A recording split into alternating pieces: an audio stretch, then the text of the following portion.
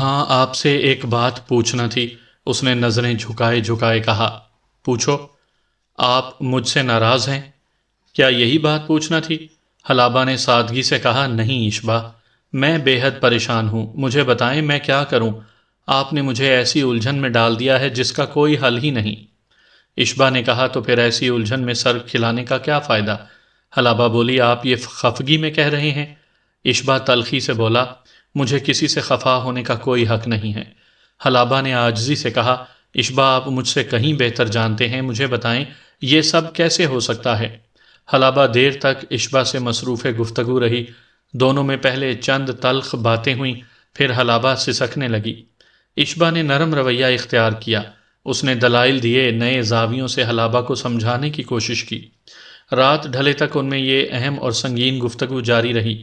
جب سپیدہ سحر نمودار ہو رہا تھا، یہ گفتگو اختتام پذیر ہوئی۔ اس وقت حلابہ کے رخساروں پر آنسو بہہ رہے تھے۔ اس نے گردن جھکائے ہوئے کہا، اشبا مجھے سمجھ میں نہیں آتی میں کس زبان سے اقرار کروں، اور اگر فرض محال میں کروں بھی تو یہ سب اتنی جلدی کیسے ہو سکتا ہے؟ میری آنکھوں کے سامنے پرماتما کے محل کے خوفناک منظر گھوم رہے ہیں۔ میرے خیر خواہوں گنگا رام اور سیتا رام کی لاشیں، پرماتما کی لاش اور دوسری ان گنت لاشیں، میں ان سب صدموں کو بھول کر لباس عروس کیسے پہن سکتی ہوں؟ اشبا نے کہا، اس وقت تم بہت پریشان ہو، جاؤ جا کر آرام کرو، میں کل تمہیں سب کچھ تفصیل سے سمجھاؤں گا۔ مجھے امید ہے کہ تم قائل ہو جاؤ گی، اور اگر پھر بھی نہ ہوئی تو پھر اس معاملے کو کچھ عرصے کے لیے التوا میں ڈال دیں گے۔ حلابہ جانے کے لیے اٹھ کھڑی ہوئی، دروازے پر پہنچ کر اس نے دھیمے پن سے کہا، اشبا اب تو آپ مجھ سے ناراض نہیں ہیں نا؟ بہت ناراض ہوں، اشبا نے کہا اور آہستگی سے اسے اپنے بازوؤں میں لے لیا۔ اس اچانک پیش قدمی پر حلابہ لرز کر رہ گئی۔ اس نے کسمسا کر خود کو چھڑایا اور عرق آلود پیشانی کے ساتھ اپنے کمرے کی طرف لپک گئی۔ اپنے کمرے میں آ کر حلابہ نشست پر ڈھیر ہو گئی۔ اس کی سانس تیزی سے چل رہی تھی۔ کتنی ہی دیر وہ وہاں گمسم بیٹھی رہی، اسے کچھ سمجھ میں نہیں آ رہی تھی۔ سب کچھ بدلا بدلا لگ رہا تھا، حتیٰ کہ اشبا بھی۔ کبھی اس کے دل میں اشبا کے لیے محبت جاگتی، کبھی ذہن میں شبہ سر ابھارنے لگتے۔ وہ محسوس کر رہی تھی کہ اس کے دل میں اشبا کے لیے محبت اور احترام کا جذبہ کم پڑتا جا رہا ہے۔ وہ ایک خاص انسان تھا لیکن عام کا رویہ اختیار کر رہا تھا۔ ایسا کیوں تھا؟ شاید یہ بھی کوئی سحر کاری تھی۔ گنگا رام نے کہا تھا کہ اس جادو نگری میں سب کچھ ممکن ہے۔ یکا یک حلابہ کو چونکنا پڑا۔ اسے اپنے سر کے عین اوپر کسی کے بھاری قدموں کی چاپ سنائی دی۔ یہ پہلا موقع تھا کہ اس عمارت کی چھت پر کوئی آہٹ ہوئی تھی۔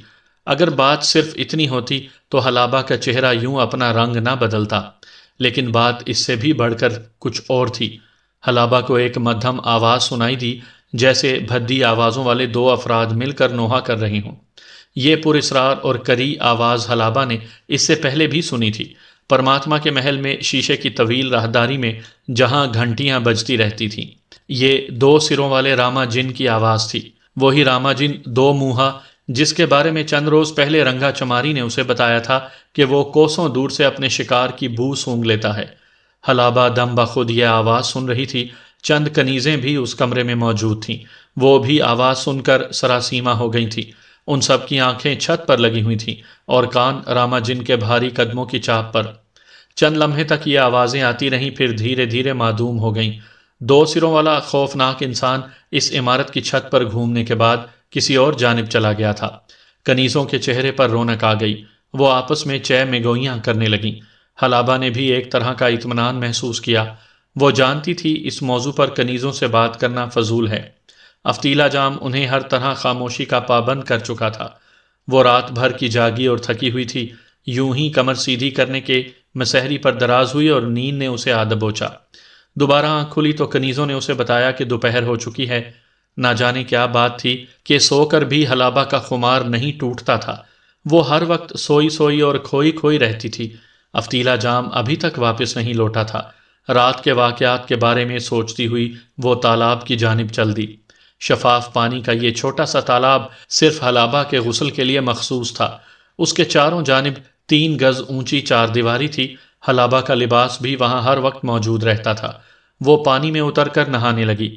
پانی میں تیرتی ہوئی رنگ برنگی مچھلیاں اور سطح آپ پر ہچکولے کھاتے ہوئے کنول کے پھول ہر آنکھ کو دعوت نظارہ دیتے تھے، مگر آج یہ حسین نظارے حلابہ کو بالکل اچھے نہیں لگے۔ بیدار ہونے کے بعد اس کا ذہن مسلسل اشبا اور اس کے رویے کے بارے میں سوچ رہا تھا۔ کافی دیر نہانے اور تیرنے کے بعد اس نے نیا لباس پہنا اور بھیگے بالوں کو نچوڑتی ہوئی تالاب کی چار دیواری سے باہر نکل آئی۔ ایک کنیز نے آگے بڑھ کر اس کے ننگے پاؤں کو جوتی پیش کی۔ مخملی جوتی پہنے حلابہ سنگ مرمر کے راستے پر چلتی اپنے کمرے کی طرف بڑھی۔ نہانے سے طبیعت میں قدرے بشاشت آئی تھی، اچانک اسے ٹھٹکنا پڑا۔ اس کی نگاہ اشبا کے کمرے کی طرف اٹھ گئی۔ وہ دریچہ کھولے اسی کی طرف دیکھ رہا تھا۔ اس کی نگاہیں حلابہ کے بھیگے بالوں سے پھسلتی ہوئی اس کے سراپا پر آ رکی تھیں۔ نہ جانے اس کے دیکھنے میں کیا بات تھی کہ حلابہ اپنے آپ میں سمٹ کر رہ گئی۔ ایک جھرجھری سی پورے جسم میں محسوس ہوئی اور پلکیں خود بخود جھکنے لگیں۔ اس نے اپنے کمرے کی طرف سفر جاری رکھا۔ 10-15 قدم چل کر ایک بار پھر اس نے ہمت کر کے اشبا کی سمت دیکھا۔ وہ ایک ٹک اسے دیکھ رہا تھا، آنکھوں میں ایک پیاس سی بھڑک رہی تھی۔ حلابہ نگاہ چرا کر جلدی سے اپنے کمرے میں آ گئی۔ اس کی سانسیں تیزی سے چل رہی تھیں۔ اشبا نے اسے ایسی نظروں سے پہلے کبھی نہیں دیکھا تھا، نہ ہی کبھی حلابہ اس کے روبرو شرمائی تھی۔ چند دنوں میں سب کچھ بدل سا گیا تھا۔ دوپہر کے کھانے کے وقت بھی وہ اشبا کے سامنے نہ جا سکی۔ شام سے ذرا پہلے اشبا نے اسے پیغام بھیجا، حلابہ میں انتظار ہی نہ کرتا رہ جاؤں، شام کے بعد جلدی آ جانا، بہت سی باتیں کرنی ہیں۔ اشبا کی بےتابی حلابہ کو عجیب الجھن میں ڈال رہی تھی۔ تالاب سے واپس آتے ہوئے اشبا کے دیکھنے کا انداز ابھی تک حلابہ کے ذہن میں تازہ تھا۔ وہ جلتی نگاہیں اس کے تصور میں گھوم رہی تھیں۔ اشبا کا رات والا سلوک بھی حلابہ بھولی نہیں تھی۔ جب اسے یاد آیا کہ اشبا نے بے باکی سے اسے باہوں میں لے لیا تھا تو وہ شرم سے سرخ ہو گئی۔ یکایک اس کے دل میں آئی کہ وہ اشبا کے پاس نہ جائے۔ اس کا رویہ اسے بہت کچھ سوچنے پر مجبور کر رہا تھا، مگر پھر اشبا کی ناراضگی کا خوف اس کے ذہن میں آ سمایا۔ وہ بچپن سے اسے جانتی تھی، اس کی رگ رگ سے واقف تھی۔ اسے معلوم تھا وہ سخت خفا ہوگا اور پھر نہیں مانے گا۔ وہ بے دم سی ہو کر بستر پر گر گئی اور کسی فیصلے پر پہنچنے کی کوشش کرنے لگی۔ بار بار خیال آ رہا تھا کہ کہیں سچ مچ اشبا پر کسی طلسم وغیرہ کا اثر تو نہیں۔ وہ نہایت سنجیدہ اور باوقار شخص تھا، حوصلے اور صبر والا۔ اب ایسی وارفتگی کا مظاہرہ کیوں کر رہا ہے؟ شاید یہ سب اس لیے تھا کہ وہ مستقبل سے مایوس ہو چکا تھا۔ اس نے خود کہا تھا کہ حالات غیر یقینی ہیں، شاید وہ یہاں سے زندہ بچ کر نہ جا سکیں۔ یہ بھی ہو سکتا تھا کہ وہ ابھی افتیلا جام سے مطمئن نہ ہوا ہو، اسے خدشہ ہو کہ وہ طلسمی عمل کے لیے حلابہ سے شادی رچانے کے لیے باز نہیں آئے گا۔ حلابہ کو اس سے محفوظ رکھنے کے لیے اشبا عجلت کا مظاہرہ کر رہا ہو۔ حلابہ جتنا سوچتی اتنا ہی الجھتی جا رہی تھی۔ آخر اس نے سسک کر خود کلامی کے انداز میں کہا، اشبا آپ نے مجھے کس آزمائش میں ڈال دیا ہے؟ بہت دیر بعد وہ کشمکش میں رہنے کے بعد اٹھ گئی۔ وضو کر کے اس نے عشاء کی نماز پڑھی اور بہت دیر تک مصلے پر بیٹھی سوچتی رہی۔ پھر اٹھ کر کمرے میں ٹہلنے لگی۔ اس کا دل گواہی دے رہا تھا کہ اس ماحول اور ان دیواروں کے اندر کوئی نہ کوئی گڑبڑ ضرور ہے، کوئی انہونی ہے جو یہاں ہو رہی ہے۔ کبھی کبھی اسے یہ لگتا کہ گڑبڑ ماحول کے اندر نہیں بلکہ اس کے اپنے اندر کچھ تبدیل ہو چکا ہے۔ شاید ذہن کا کوئی گوشہ سو چکا ہے یا سویا ہوا گوشہ جاگ چکا ہے۔ کبھی کبھی اسے اپنے سر میں دھند سی بھرتی ہوئی محسوس ہوتی۔ اشبا کا رویہ اس کیفیت کو اور بھی سنگین کر رہا تھا۔ یہ رویہ اسے سنبھالنے کے بجائے اور بکھیر رہا تھا۔ اس نے دکھ سے سوچا، کیا اشبا کو ایسا کرنا چاہیے؟ کیا یہ موقع ہے محبت اور شادی وغیرہ کے بارے میں سوچنے کا؟ اس نے اپنے دل کی گہرائی میں جھانکا اور صاف طور پر محسوس کیا کہ اشبا کی محبت اور عقیدت اس کے دل سے رخصت ہو چکی ہے، بلکہ ایک طرح کی نفرت اور کھنچاؤ کی کیفیت شدت پکڑ رہی ہے۔ اشبا کی جلتی نگاہیں، اس کی باہوں کا حلقہ، اس کی بے قراری بار بار حلابہ کی آنکھوں کے سامنے ناچتی اور وہ بیزار سی ہو جاتی۔ پھر اسے اشبا کی باتیں یاد آنے لگیں کہ کل کس طرح دلیرانہ انداز میں اس نے اسے شادی کی پیشکش کی تھی، اور قطعاً بھول گیا تھا کہ ایک محبت کرنے والی نئی نویلی دلہن سینکڑوں میل دور اس کی راہ میں آنکھیں بچھائے بیٹھی ہے۔ اس نو مسلم کا کیا قصور تھا؟ وہ کیوں سزا کی مستحق ٹھہر رہی تھی؟ آسیہ کی بھولی بھالی صورت حلابہ کی نگاہوں میں گھومی اور اشبا کا کردار اور اجنبی لگنے لگا۔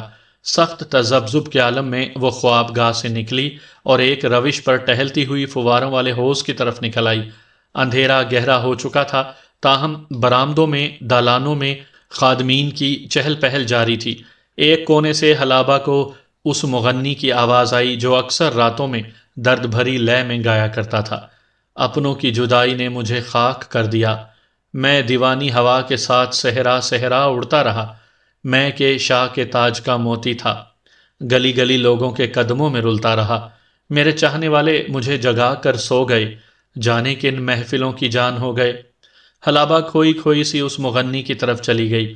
وہ ایک ستون سے ٹیک لگائے تنہا بیٹھا تھا، وہ اندھا تھا، آنسو اس کی بے نور آنکھوں سے بہے چلے جا رہے تھے۔ حلابہ اس کا دکھ بانٹنے کے لیے اس کے پاس جا بیٹھی۔ در حقیقت وہ اپنے دکھوں سے بھی کچھ دیر کے لیے فرار چاہتی تھی۔ اس نے کہا، مغنی، میں کئی راتوں سے تیری آواز سن رہی ہوں، دل میں خواہش پیدا ہوئی کہ تجھے دیکھوں۔ آخر ایسا کون سا غم ہے جو تجھے دن رات خون کے آنسو رلاتا ہے؟ مغنی نے کہا، میرا خیال ہے میں اپنی مالکہ سے مخاطب ہونے کا شرف حاصل کر رہا ہوں۔ حلابہ آہستگی سے بولی، تم مجھے اپنی ہی طرح کا ایک فرد سمجھ سکتے ہو۔ کچھ دیر دونوں میں رسمی باتیں ہوتی رہیں۔ آخر مغنی حلابہ کو اپنی روداد سنانے پر آمادہ ہو گیا۔ اس نے کہا، آئیے مالکہ، فواروں کے پاس چل کر بیٹھتے ہیں، آپ رقاصاؤں کو رقص کرنے کا حکم دے دیجئے، ساز و آواز کے شور میں ہم سرگوشیاں کر سکیں گے۔ حلابہ نے مغنی کے مشورے پر عمل کیا۔ دونوں اتھلے تالاب کے کنارے فواروں کے پاس آ بیٹھے۔ رقاصاؤں نے گھنگرو باندھے، تبلچیوں نے طبلے تھامے، رباب نوازوں کی انگلیاں متحرک ہوئیں اور رقص و موسیقی کا سلسلہ شروع ہو گیا۔ مغنی نے کہا، میرا نام مہندر کمار ہے، میں دیبل کا رہنے والا ہوں۔ آج سے کچھ عرصہ پہلے میں اپنے والدین اور بہن بھائیوں کے ساتھ پرسکون زندگی گزار رہا تھا۔ میرے پتا تلسی داس راجہ کی فوج میں تھے اور انہوں نے مجھے بھی فوج میں ملازم کرا رکھا تھا، مگر میں دلی طور پر کبھی راجہ کا ملازم نہیں رہا۔ میں اور میرے جیسے سینکڑوں نوجوان راجہ کے خون کے پیاسے تھے۔ اس کی بہت سی وجوہات تھیں، جن میں سے ایک شرمناک بات یہ بھی تھی کہ اس نے تخت و تاج کی خاطر اپنی سگی بہن کو زوجیت میں لے رکھا تھا۔ ہماری غیرت ہمیں مجبور کرتی تھی کہ ہم راجہ کو روئے زمین پر دندنانے کے لیے زندہ نہ چھوڑیں۔ ہم چپکے چپکے اس مہا پاپی کے خلاف جد و جہد میں مصروف تھے۔ اسی دوران عرب سے اسلامی لشکر دیبل پر حملہ آور ہوا۔ ہم لوگوں نے اسے بھگوان کی کرپا جانا اور راجہ سے چھٹکارا پانے کے لیے اپنی جد و جہد تیز کر دی۔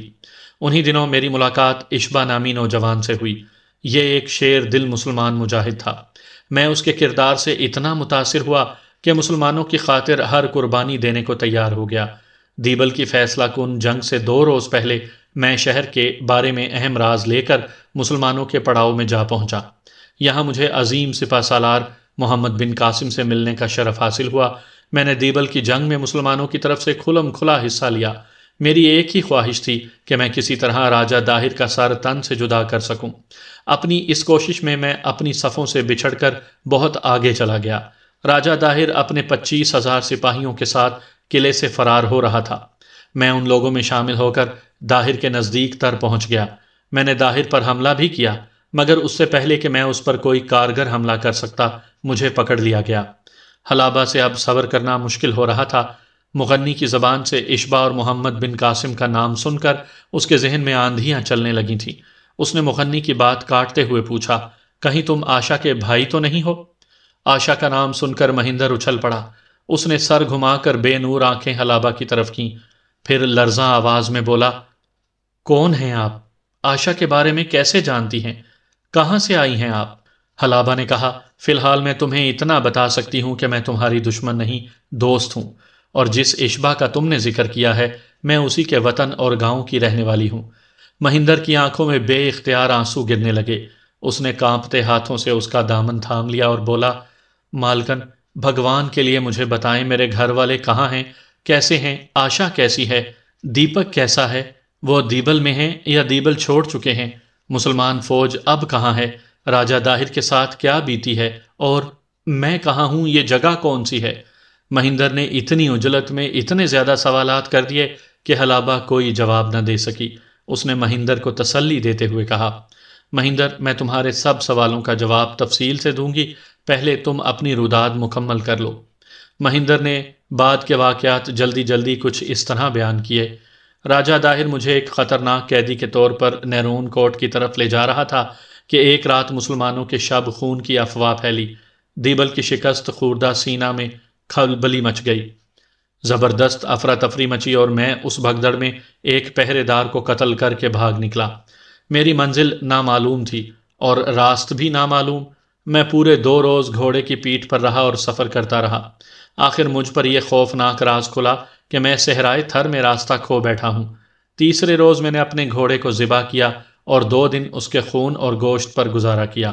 آخر یہ زادِ راہ بھی تمام ہوا۔ اب موت سر پر منڈلا رہی تھی اور دور دور جیون کے آثار نہیں تھے۔ آخر ایک روز جب میں گرم ریت پر جان بلب پڑا تھا، سرخ لباس والے کچھ گھڑ سواروں نے مجھے گرفتار کر لیا۔ یہ گرفتاری موت سے رہائی بھی تھی۔ مجھے پانی اور سایہ ملا۔ سرخ پوش سوار مجھے ساتھ لے کر روانہ ہو گئے۔ اسی روز مجھ پر یہ انکشاف ہوا کہ یہ لوگ خود بھی راستہ بھٹکے ہوئے ہیں۔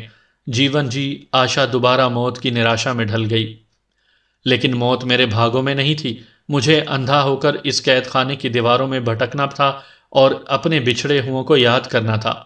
منزل سے نا امید ہو کر سرخ پوشوں نے دیوتاؤں کو بھینٹ دینے کا فیصلہ کیا۔ یہاں کے قدیم رواج کے مطابق جب کارواں راستہ بھٹک جاتا ہے اور منزل نہیں ملتی ہے تو کسی ایک مسافر کو اپنی آنکھوں کی بھینٹ دینا پڑتی ہے۔ یہ بھینٹ کسی سومار نامی دیوتا کے نام پر دی جاتی ہے۔ کہا جاتا ہے کہ صحرائے تھر کے وسط میں اس دیوتا کا مجسمہ صدیوں سے ریت میں دبا پڑا ہے۔ مسافر کی آنکھیں نکال کر بار بار ہوا میں اچھالی جاتی ہیں اور سومار دیوتا سے پرارتھنا کی جاتی ہے کہ وہ ان آنکھوں کے صدقے انہیں راستہ سمجھا دے۔ ظاہر ہے اس بلیدان کے لیے میرا ہی چناؤ ہونا تھا۔ سرخ پوشوں نے میری آنکھیں نکال دیں اور پرارتھنا کے بعد مجھے اپنا راہبر بنا کر پیچھے چل دیے۔ بھگوان کے کام بھگوان ہی جانتا ہے۔ دوسرے روز شام کے وقت ہمیں اپنے راستے کا سراغ مل گیا اور ہم صحرائی راستوں پر چلتے ایک طویل سفر کے بعد اس مقام تک پہنچ گئے۔ کچھ روز بعد مجھے اس تاریک نگری کے جادوگر افتیلا جام کے سپرد کر دیا گیا۔ اس نے مجھے اپنے خادموں میں شامل کر لیا اور یوں میں اس قبر نما منحوس عمارت میں آن پہنچا۔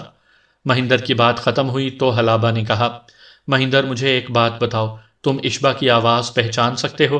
مہندر نے پورے یقین کے ساتھ اسبات میں جواب دیا۔ حلابہ نے پوچھا، اور اشبا بھی تمہیں پہچان سکتا ہوگا؟ مہندر نے کہا، کیوں نہیں مالکن، وہ دیبل میں کئی روز میرا مہمان بن کر میرے گھر میں رہا ہے۔ حلابہ کے چہرے پر زبردست الجھن تھی۔ اس نے کہا، مہندر میں تم پر شک نہیں کر رہی، لیکن یہ عجیب بات نہیں کہ تم اشبا کی آواز پہچان سکے ہو اور نہ ہی اس نے تمہیں شناخت کیا ہے۔ کیا مطلب؟ مہندر چونک کر بولا۔ حلابہ نے کہا، تمہاری اطلاع کے لیے بتا رہی ہوں کہ اشبا پچھلے کئی روز سے یہاں موجود ہے۔ تم نے کئی بار اس کی آواز سنی ہوگی اور انہوں نے بھی کئی بار تمہیں دیکھا ہوگا۔ شاید کل ہی کی بات ہے، ہم دونوں اسی وقت باتیں کرتے ہوئے تمہارے قریب سے گزرے تھے۔ مجھے یاد ہے تم نے اشبا کو پرنام بھی کیا تھا۔ یکایک مہندر کے چہرے پر بے پناہ تشویش نظر آنے لگی۔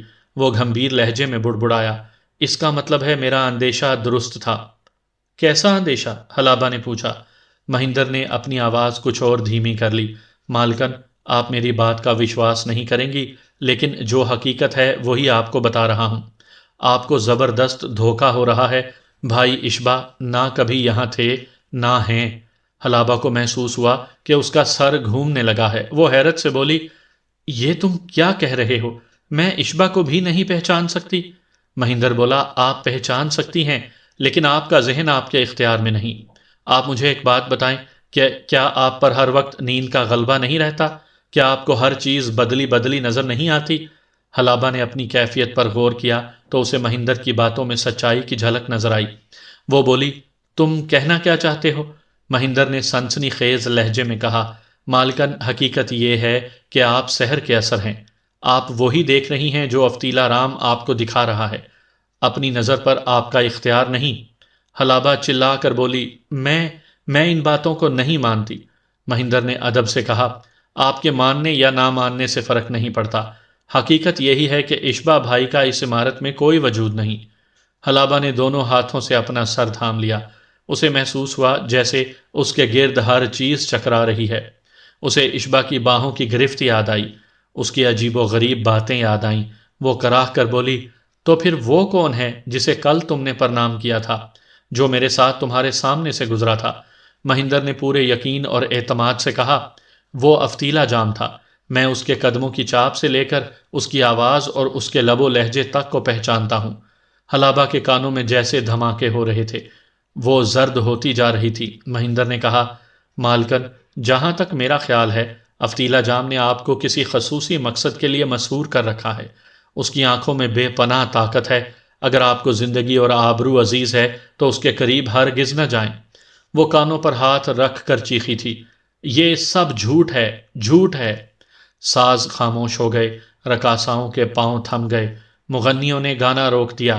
حلابہ نے اٹھنے کی کوشش کی مگر اس کی آنکھوں تلے اندھیرا چھا گیا اور وہ چکرا کر فرش بوس ہو گئی۔ اسے دوبارہ ہوش آیا تو ذہن پر کئی روز سے چھائی ہوئی دھند صاف ہو چکی تھی۔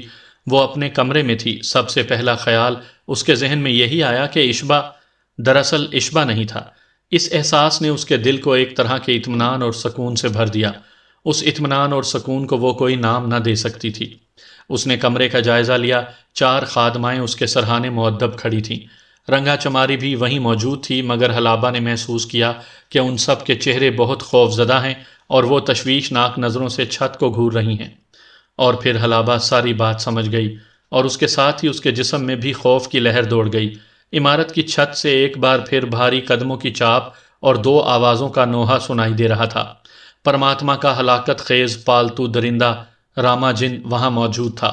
اس کی ڈوبتی ابھرتی آواز کبھی دور اور کبھی نزدیک سے آ رہی تھی۔ تھوڑی دیر بعد یہ آواز بھی معدوم ہو گئی اور قدموں کی چاپ بھی تھم گئی۔ کنیزوں کے چہروں پر آہستہ آہستہ رونق آنے لگی۔ رنگا چماری کے بدبداتے ہوئے ہونٹ بھی کچھ سست پڑ گئے۔ چاروں طرف گہری خاموشی تھی۔ یکا یک ایک خوفناک کڑاکا ہوا اور چھت کا ایک حصہ کمرے میں آ گرا۔ وزنی پتھروں والا مسالہ چاروں طرف پھیل گیا۔ ایک کنیز کی آخری چیخیں ملبے میں دب کر رہ گئیں۔ حلابہ سمیت باقی کنیزیں چیختی چلاتی کمرے سے بھاگیں۔ اس وقت حلابہ نے راما جن کی ایک جھلک دیکھی۔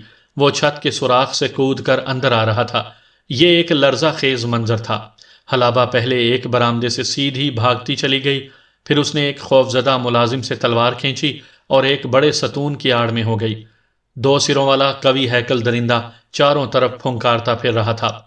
خدام وحشت کے عالم میں پناہ کے لیے بھاگ رہے تھے۔ راما جن کا انداز حلابہ کو سمجھا چکا تھا کہ وہ صرف اسے تلاش کر رہا ہے۔ اگر اسے قتل و غارت کرنا ہوتا تو کئی مرد و زن اس کے راستے میں آئے تھے۔ حلابہ نے تلوار کے دستے پر اپنی گرفت مضبوط کی اور ستون کے پیچھے کچھ اور بھی سمٹ گئی۔ چند لمحوں کے بعد اس نے دیکھا کہ راما جن جھومتا سیدھا اسی کی طرف آ رہا ہے۔ رنگا چماری کی بات حلابہ کو ابھی تک یاد تھی۔ اس نے کہا تھا، راما جن 2 منہا کوسوں دور سے شکار کی بو سونگ لیتا ہے، اور وہ تو صرف چند قدموں کے فاصلے پر تھی۔ اس نے تیزی سے فیصلہ کیا اور ستون کی آڑ سے نکل کر ایک غلام گردش میں بھاگ نکلی۔ اسے دیکھتے ہی راما جن کی رفتار میں بھی اضافہ ہو گیا۔ اس کی چنگاڑیں روح لرزا دینے والی تھیں۔ حلابہ اندھا دھند غلام گردش میں بھاگتی چلی گئی، پھر ایک کمرے میں گھس کر ایک دوسری راہداری میں آ گئی۔ راما جن مسلسل اس کے پیچھے تھا۔ وہ بڑی تیزی سے اس کے قریب پہنچ رہا تھا۔ حلابہ اب گھر گئی تھی۔ آگے پیچھے نکلنے کا کوئی راستہ نہیں تھا۔ بھاگتے بھاگتے اس نے تلوار پر گرفت مضبوط کی اور پلٹ کر حملہ کرنے کے لیے تیار ہو گئی۔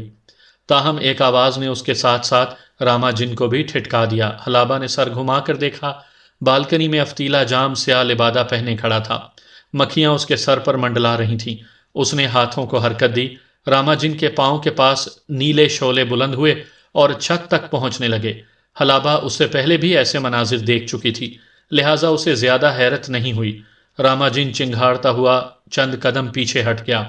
اس کے دونوں سر بے قراری سے حرکت میں تھے۔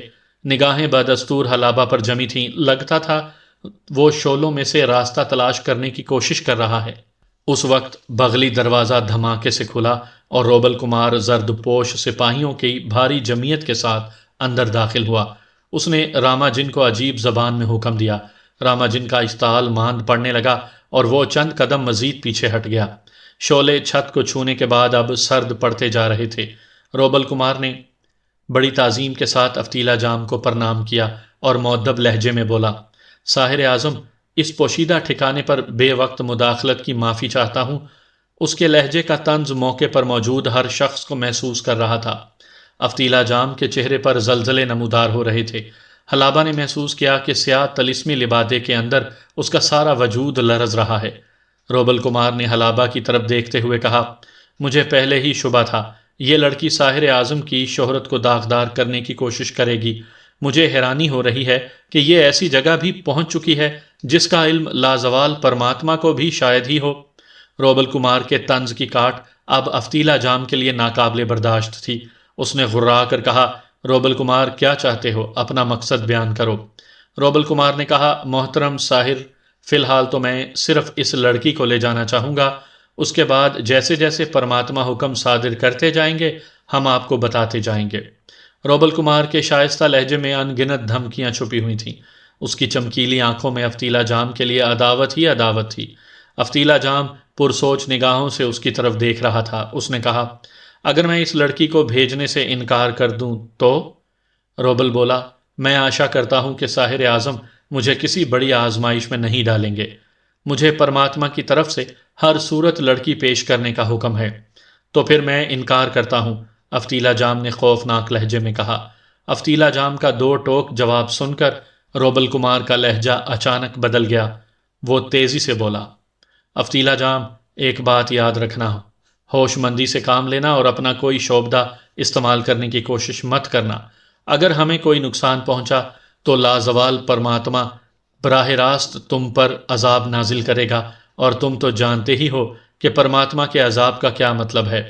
روبل کمار کے توہین آمیز لہجے نے افتیلا جام کے تن بدن میں آگ لگا دی۔ وہ بھی صبر کا دامن چھوڑتے ہوئے گرج کر بولا، کمینے، مورخ، تیری یہ مجال کہ مجھے تو کہہ کر مخاطب کرے اور دھمکیاں دے، میں تجھے راکھ کر دوں گا۔ افتیلا جام کی دھاڑ نے ہر فرد کو سہما دیا۔ صرف روبل کمار تن کر کھڑا رہا۔ اس نے افتیلا جام کی طرف انگلی اٹھائی اور بولا، افتیلا جام، میں پھر کہہ رہا ہوں، جوش میں کوئی غلطی نہ کرنا۔ افتیلا جام کی آنکھوں میں دیوانگی ناچ رہی تھی۔ لگتا تھا اپنے ازلی دشمن کو دیکھ کر وہ عقل و شعور کی سرحد سے گزر گیا ہے۔ اس نے دانت پیس کر کہا، بدبخت، میں تمہیں زندہ نہیں چھوڑوں گا۔ بعد میں کچھ ہو جائے، لیکن آج تیرے خون سے غسل ضرور کروں گا۔ افتیلا جام کے لہجے نے روبل کمار کا چہرہ تاریک کر دیا۔ اس نے ایک جھٹکے سے اپنی کمان سیدھی کی، لیکن اس سے پہلے کہ وہ یا اس کا کوئی سپاہی تیر چھوڑتا، افتیلا جام اپنے بازوؤں کو حرکت دے چکا تھا۔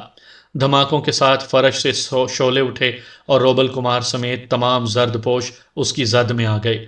عمارت خوفناک چیخوں سے گونج اٹھی۔ ان میں راما جن کی دل دوز چیخ بھی شامل تھی۔ شعلے بھڑکنے کے ساتھ ہی 3 تیر سنسناتے ہوئے افتیلا جام کی طرف بڑھے۔ حلابہ نے افتیلا جام کے سینے اور ناف کو نشانہ بنتے دیکھا، مگر وہ یہ دیکھ کر ششدر رہ گئی کہ مہلک تیر اس کے جسم سے ٹکرا کر فرش پر جا گرے۔ یوں محسوس ہوا کہ وہ گوشت کے بجائے کسی دھات سے ٹکرائے ہوں۔ شاید افتیلا جام نے اپنے سیاہ لبادے کے نیچے کوئی جوشن وغیرہ پہن رکھا تھا۔ کمرے کا منظر لرزہ خیز تھا۔ روبل کمار اور اس کے درجنوں سپاہی موت کا رقص کر رہے تھے، فرش پر لوٹ رہے تھے، اچھل رہے تھے۔ پھر روبل کمار آگ میں لپٹا سیڑھیاں چڑھنے لگا اور لڑکتا ہوا فرش پر آ گرا۔ پھر اس کی چیخیں بھی دوسری چیخوں کی طرح مدھم پڑتی چلی گئیں۔ اب وہاں کھال اتری سفید لاشوں کے سوا کچھ نہیں تھا۔